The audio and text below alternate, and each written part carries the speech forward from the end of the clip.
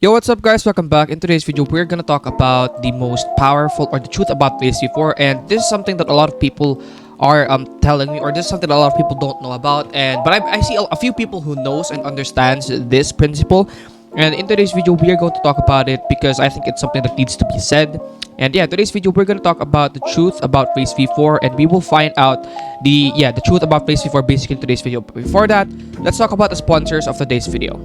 If you want to get a chance to win 100 million Robux, check out our friends at RobuxWorks.com. They are hosting a 100 million Robux giveaway, and best of all, they will select 100 people to get a million Robux each. It's limited time only. RobuxWorks.com if you want some free Robux. Now that the sponsor is done, we are now going to talk about the truth about Race V4. So we all know that Race V4, there's a lot of different Race V4s in the game. So we have, I think this man is a human or he's mink, but we have a lot of different races in the game.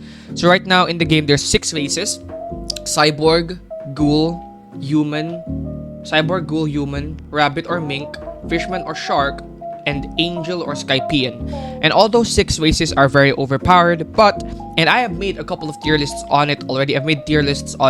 And I've ranked all those different races. And I think one of the reasons why my ranking of those races always change is because, in my opinion, the races all don't deserve to be ranked. In my opinion, all the races are equally powerful and they are all equally useful. And that is the truth about Race V4 that you need to know. And in today's video, we are going to be exploring why. We're going to be exploring different races and why exactly does it make it all unworthy of ranking. And yeah, we're going to talk about it in today's video. So basically, in order to first understand this, we have to first take a look at the passives and abilities of some of these races. So for example, for cyborg, we could go to Gamer Robot's video in order to refer to it. So basically here, if you go take a look at it, and he's going to talk about the passives of all the different races. So if we take a look at, for example, first human, ancient pirates upon transforming receive max stats as well as increased damage and speed and heal by 10%. So all the different races, whether it be mink, will always receive that increased damage and speed and heal by 10%. It will all receive that heal, and all of your stats will basically become overpowered. So this means that your gun, your sword, your fist, your energy, all your health will become max stats. So you'll be able to do a lot of damage in this state. So you'll be able to do tons of damage. And remember, this is going to be important, alright? So keep this in mind. You will deal tons of damage regardless of the passive ability that your race has. You will always deal tons of damage. So the first one he mentioned here was human. And I think we need to talk about human. So basically, in most of the tier lists, human goes to first place. In most of the tier lists, in my opinion, human, and a lot of people would agree, human is first place. Because if you take a look at limit break, allows the user to become stronger as they fight through a rage meter, and your rage meter now lasts longer and is uncapped to 150%. What this means is that if you upgrade your limit break, you will be able to deal about 2 times more damage than you usually do. Around 2 times or 3 times more damage than you usually do. Which means that if your rage meter is at 150%, you can beat someone with Race V4 unopened or awakened within 3 shots. And if you have your rage meter to 150%, you can one-shot someone who's not using their Race V4. So that's how overpowered human is. So a lot of people say human is going to be the 100% best. However, it also has a pretty good drawback, because if you take a look at this, the 150% right here, it's talking about 150% rage meter. Just so you know, the rage meter disappears pretty quickly, and I'll show that to you right now. And here you will see what I'm talking about, the damage meter. So you can see right here that the damage meter actually disappears pretty quickly. But as you can see, he's dealing 1000 damage, and let's take a look at what the damage he was dealing before. So this is the damage that he was dealing, remember, he's level 500, and the damage he deals at low stacks is 800. He dealt 800 damage at low stacks, and then as his stacks increased, he started to deal way more damage. So 1000 damage. So his damage increased to about nearly like 30%. And remember, he was already at 90 stacks. And he's also only level 500.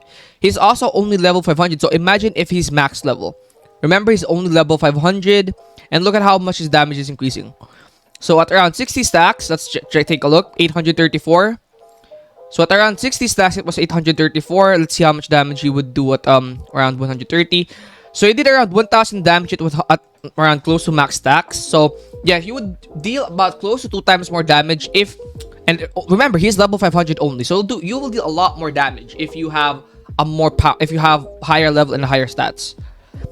By the way, some of you guys might say that isn't Race V4 supposed to give you max stats? Well, just so you know, look at his health and energy, 2,595 and 2,855.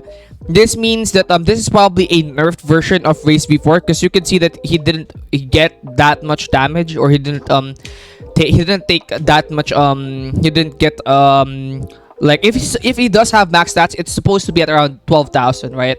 So this is probably a nerfed version. And now we are going to talk about all the different phases. So we have Mink as well. And I think, in my opinion, Mink also has for Mink, it's speed and combos. For Angel, it's stun and sky camping. For Cyborg, it's teaming and passive playing.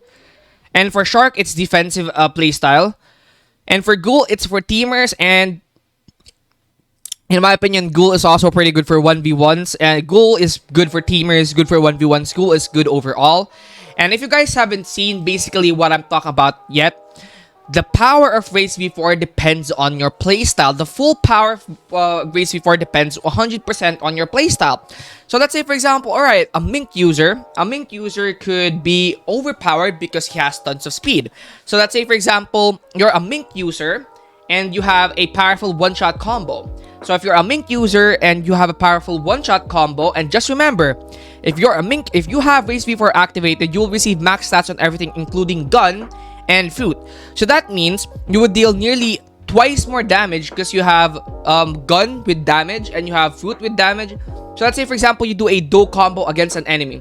If you do a Do combo against your enemy and you have all your stats maxed, you will almost guaranteed one-shot the enemy that you are fighting, unless they use something like Fishman. So Mink is very good for combos and for running away.